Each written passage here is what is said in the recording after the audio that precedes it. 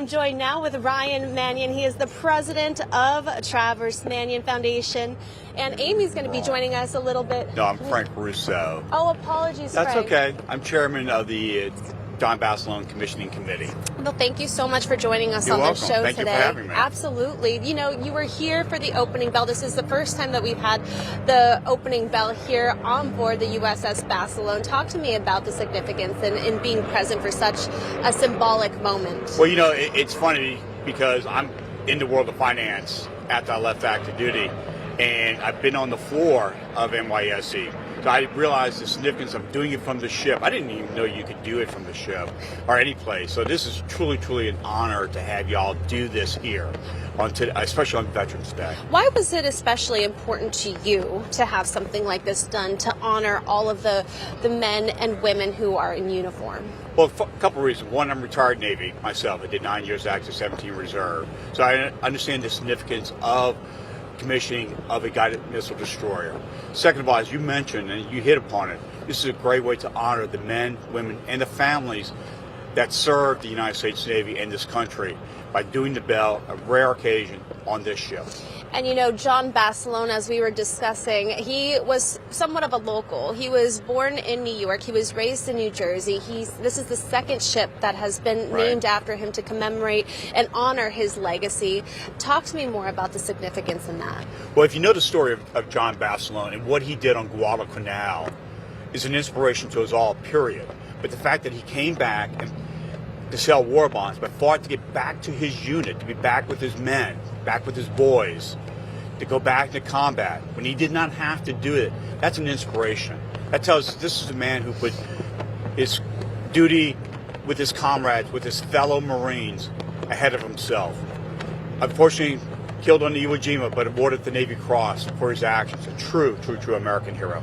What kind of message does that send for not only people who are serving today, but future generations? The fact that John Basilone volunteered to go back into combat. I think it should be an inspiration for us all. This is a man who put country and duty before himself. He served a bigger cause. And it's something I think is a message that should resonate throughout this whole country, to everybody, that it's time, you know, there are times when it's time to put country before self, something bigger than yourself. And how important is it to future generations to educate those future generations as to what Veterans Day means and everything that everyone has contributed to our country? I think it's a time when we can look at those who stepped forward and raised their right hand, took the oath to defend this country. You know, for better or for worse, for all our challenges that we have, we are still the greatest country in the world, and we need men and women to step forward to help defend this country.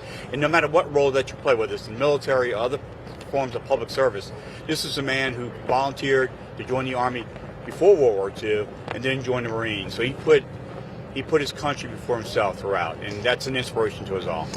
Walk me back to when you were a kid and that moment that you decided that you wanted to serve your country and make a difference in the world. Tell me about that moment. You know, it's funny. I mean, my dad served in World War II. My mother served in the Air Force in the early 50s. And, you know, I always wanted to serve, but I kept putting it off. And then one day I said, you know what? I'm going to join. So I actually graduated from college. I worked for 2 years. And I said, no. And to be honest, the Navy was the only branch of service for me.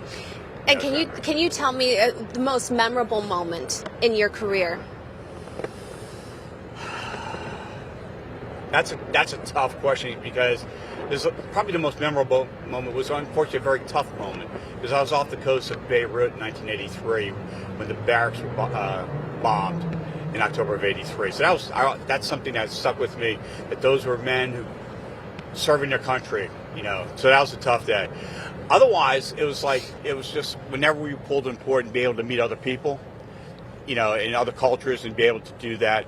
But also always remember the men that I served with, and that we, you know, the ability to come together as a team. Amazing. Well, thank you so much again for your service, everything that you do. It's a pleasure to have you on the show today. And before I leave, I'd like to present a challenge coin from the commissioning committee for the Basilone for this. And thank you very much for spending time on the show today. Thank you so much. It's an honor. Thank you. Thank you.